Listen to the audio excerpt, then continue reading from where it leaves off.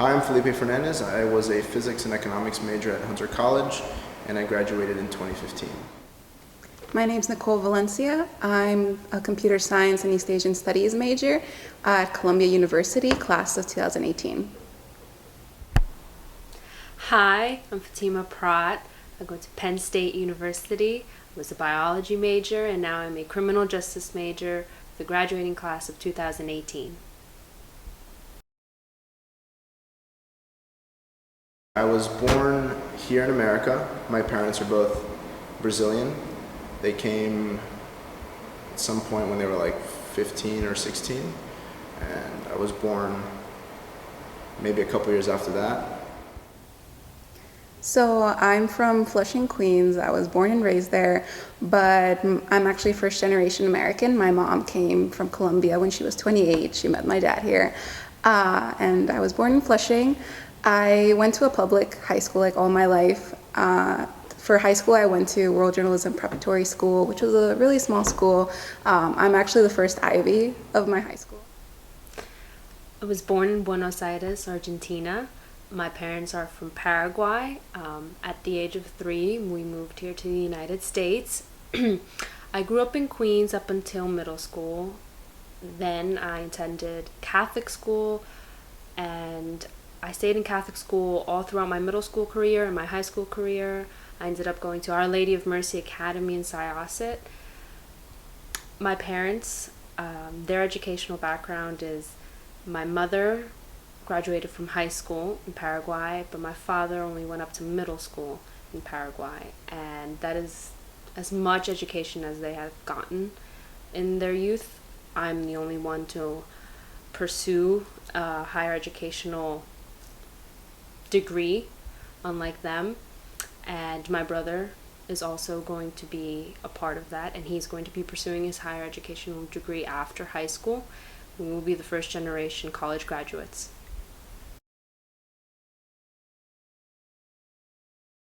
Part of it was I wanted the experience of going to college. I also was raised being told that if I don't go to college, I can't do anything with my life.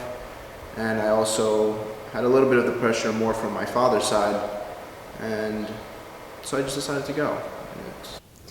I wanted to go to college because I saw it as a way to really move forward from my situation. Growing up, I grew up in a low-income household. My mom's a single mom, and so it was very much for me. I saw college as the way to move out of the situation that we found ourselves in. I definitely believe, and still do, that education is one of the primary ways to success, and so that's why college was so crucial for me.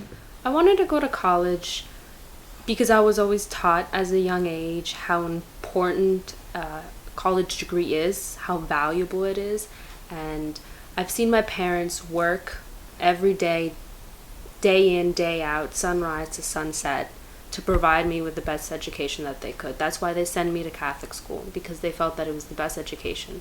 And while other kids got showered with gifts, we always got showered with a good education, for uniforms, for books, to make sure that we would have a solid foundation for a better future. And I wanted to go to college to expand my knowledge and to also give back to my parents.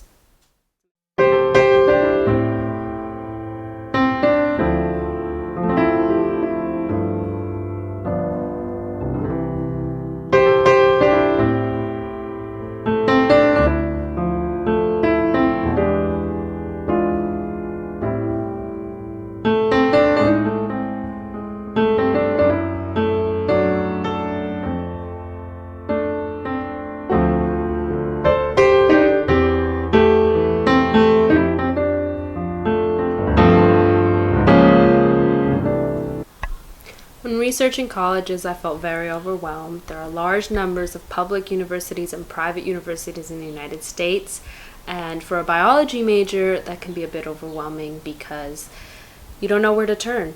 You don't know which ones rank the best. You don't know based on merit, based on financial aid, where you want to go, and I did not know where to turn.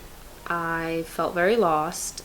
I felt stressed for a large portion of my junior and senior year to figure out where I wanted to go. And eventually I turned to my guidance counselors.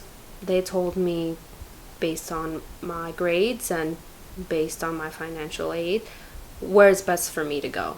And I had to think about family and how close I wanted to be to them and how far I was willing to go to study. But it's not the same for everybody. We don't know where to go. We don't know which state to choose. We don't know how far is too far. I could go to the West Coast, I could stay here. It's a lot to take into. And you have to sit back and think what's best not only for me, but for my family, because they're the ones who are going to be your main support system throughout all of this. And a lot of the time I felt that my classmates had a bit more guidance in all of this because their parents could give them much more advice. Their parents would give them suggestions on where they should go. Their parents had alma maters that they could follow, and my parents didn't. And they did their best. They told me based on my interests where they thought I would be best suited, but they didn't know hands-on what to do. They were just as lost as I was. And the blind leading the blind is no helpful. So I really had to help myself. I had to do my homework, my research, understand the different terminology, and fail on my own to know where I wanted to go. And I didn't deserve that kind of stress. No one does. I think that everyone should have the proper amount of guidance, regardless of background.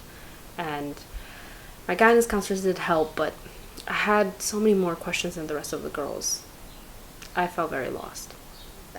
So even though I did go to a small public high school, it was very much only one guidance counselor for the whole class, the whole grade essentially. And so that meant that when we were all applying, you couldn't really get that individualized attention. And I definitely do think that for a first generation, when you have no idea how to do anything or navigate these sort of things, you do need that more individualized attention.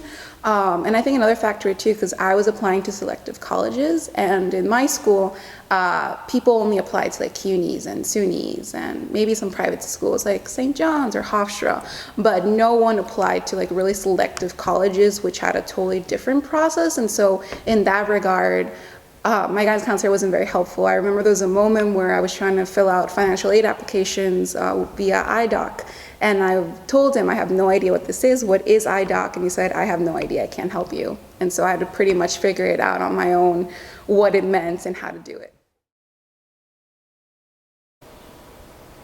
So did I feel like I had to try harder because of my background? I think in a way. One of the hardest things for me to ever do was to kind of be proud of what my mother does for a living. And I think that, I'm getting teary. An op-ed was published by one of our first-gen community, and I thought it was really powerful because one of the things she said that for first-gen students or even low-income students, there is no sink or swim. It's either swim or swim. And that's pretty much how it feels, where it's we can't afford to just drop out. We can't afford to just constantly not do well. We can't afford to just get some time off to recuperate or something. We have to keep going. And so understanding that sort of expectation was very much a heavy thing to always keep in mind. So did I feel like I had to try harder to prove myself? I think in many ways I did. As in not being an immigrant, I was born here, but just having that background, I think a lot of people do look at you a specific type of way. You have people that are what do your parents do? Or they come from old money. So I've had plenty of friends whose parents have been here and whose grandparents were here, and they own 15 houses and stuff like that. And then they ask you what your parent does, and it's well, she doesn't even make over $30,000 a year, and here I am trying to carry on a legacy. You have that burden of, I just want to work hard enough to give them what they never had. So they sacrifice themselves for me. There are a lot of options out there for the Hispanic community, and I don't think that a lot of the students are aware of them. And I think that we need to start reaching out more, having more communication within one another and reaching out, because we need to band together. There's so many of us in the United States, and we know so little about the options we have. And I think that we need to strive more to reach our goals, to help one another, and not to just bring down one another. I think that we need to realize that we're one community. And although we're not from the same countries, we do speak one language, and we need to help each other. We need to be aware of what's out there. We need to help each other reach our goals